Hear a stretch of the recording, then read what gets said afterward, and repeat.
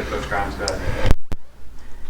Coach, when you start at a new school, what's the process like? You have a system that you like to run, they have a system they've run previously. Players have plays that they either like to execute or aren't as good at executing. What's that meld sort of like? I think it's different in every situation. When I went to BYU, there was a very a different offense in place, but one that had done a little bit more. And so there were some things that they knew, some things they didn't, but there was a need for a fresh start, and the head coach wanted that. So it was a start over in terms of terminology and to some extent style as well. At Baylor, definitely there was a desire for a change in style and terminology, and to a large extent the play style was different. So you had teams that had not been successful, teams with new players. Here, just the opposite. Team with a lot of experience in the system, coaches with a lot of experience in the system. So I've said this before, I was the one who had to catch up in terms of the terminology, and then there's that blend that you're trying to find that is the best of what they've done, what you've done, and then what a new year brings. I think every year brings a new year, and you're always trying to play to the strengths of your players. And so if I was at another school, it would look different, and whoever is at the same school for another year, you're still making changes that next year to try to play to the strengths of what you have. How do you think that blending process has gone so far? Like, over the course of this year, would you see yourself adding more stuff you had done before, adding more stuff the players had done before? Do I see myself adding more from here? Is that what you're asking? I was just saying either way. Do you find yourself adding more stuff you had done before at your previous stops, more stuff the players had done before you? I think we've settled in pretty close to what we're going to do. You know, every week there are some tweaks in how you do things, and one defense might present the opportunity for a play that you haven't run before. But before the season begins, you sort of decide what your playbook's going to look like, and then each week you narrow that down to the pieces that are best for that week. Just curious, looking back at Saturday, what did you see from Jalen, big picture? You know, I think whether it's Jalen or any particular player,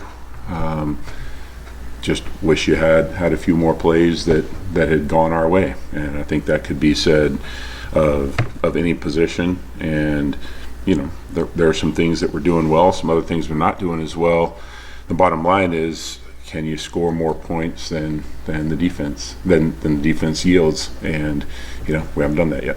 When you look at, Luke's had a pretty good year so far, but when you look at Q and Arnold, I'm sure they would rather have done more than they have. Do you force feed it to try to get a guy going like that? Is that part of how you can kind of help them along, or how does that work? I think there's a balance there. I think there's a balance between featuring people who are being productive and then still trying to get some other guys going. And we've certainly tried that. I think if you watch the games, you'll see that. And then there are times too. You know, it's not.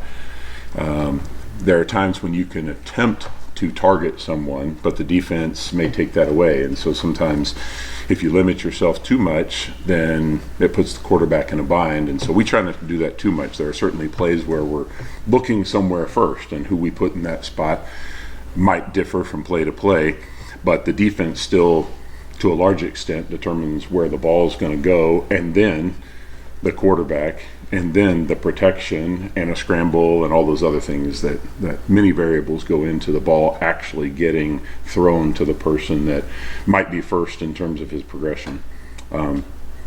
In short, yes, we've tried, but again, there's a balance. How much do you feel like you need those guys to find that next? We need everybody. Yeah, we need everybody. We need every player that we have on the field, and we need everybody to play better. Curious with Daniel, what has impressed you most getting to watch him in a game setting versus seeing him just in practice day to day? I think a player like him that plays with a physical nature, you're always going to appreciate it more when it's live. And those plays in practice where you blow the whistle whenever somebody gets tagged or thudded up, Now, instead of it being a gain of 5, now it's a gain of 7 or 8 or maybe even more than that. But just his aggressive style. But the thing I would say that I'm probably impressed the most with is if you watch him last year and you look at how he's playing now, I think you see a difference in terms of his ability to make a guy miss, run through a shoulder as opposed to right through somebody's face, which has also resulted in better ball security for him and really a more productive style of play. Really impressed with his improvement. You guys are now rotating Calvin in at left tackle, which also means Bryce Cable to get some more time at right. Just what do you think about that arrangement? How it can help? I think it was good. Yeah, I think it helped us. I think it helped give the entire line the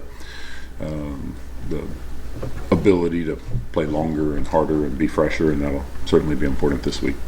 With regards to Jalen, what have you seen week in, week out? Have you seen a progression? With who? With Jalen Daniels. Have you seen a progression level of play? Yeah, I think Jalen, as well as a number of players, there are areas that he's improved, and then there are still places that he can make some improvement. Just like I would say for Jared Casey, or Devin Neal, or anybody. What stands out to you looking at Arizona State and their defense? A really aggressive bunch. I mean, the ball is snapped and they try to go get the football, and done a nice job with turnovers. They can go get the ball, track it in the air, and can pick it off. They knock a bunch of balls out because they play very aggressively, especially at the second and third level tackle positions, linebackers and safeties. Very aggressive and really physical. I could be totally wrong on this, but it feels like a lot of the passes from Surely not. No, I've never been wrong. Have been to outside the numbers. Is there something that schematically defenses are doing that keeps you guys from going between the numbers? Is it something else? No, I don't think, to some extent, yes, there are times the defense can do things, particularly when you're talking about throwing the ball down the field. If you're seeing a lot of single high structures, cover 1, cover 3, which we are, then there's a deep safety in the middle of the field that makes it hard to throw it down the field in the middle for sure.